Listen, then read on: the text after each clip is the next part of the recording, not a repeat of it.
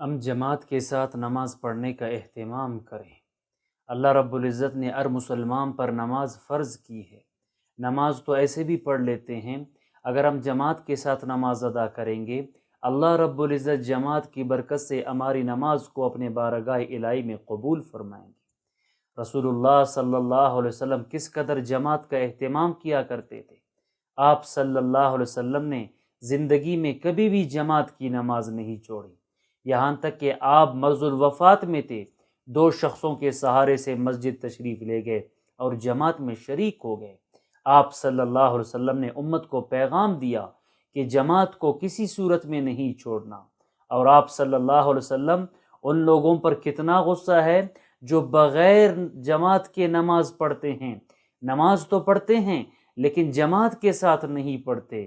فرمایا کہ میرا جی چاہتا ہے میں کچھ لوگوں کو، کچھ جوانوں کو کہوں میرے لیے لکڑیاں جمع کرے، وہ لوگ جو بغیر جماعت کے گھروں میں نماز پڑھتے ہیں میں ان کی گھروں کو ان کے اوپر جلا دوں۔ لہٰذا ہم جماعت کا اہتمام کیا کریں۔ ایک شخص جماعت کے ساتھ نماز پڑھتا ہے اور ایک شخص اکیلا نماز پڑھتا ہے۔ جماعت کے ساتھ نماز پڑھنے والے کو اکیلے کے مقابلے میں 27 درجہ ثواب ملتا ہے، اس کی نماز 27 درجہ اس سے بلند ہو جاتی ہے۔ لہٰذا ہم جماعت کے ساتھ نماز پڑھنے کا اہتمام کیا کریں۔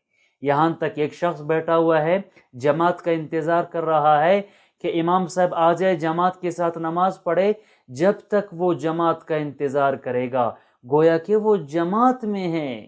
نماز میں جو ثواب اس کو ملے گا وہ انتظار کرنے والے کو بھی وہی ثواب ملے گا۔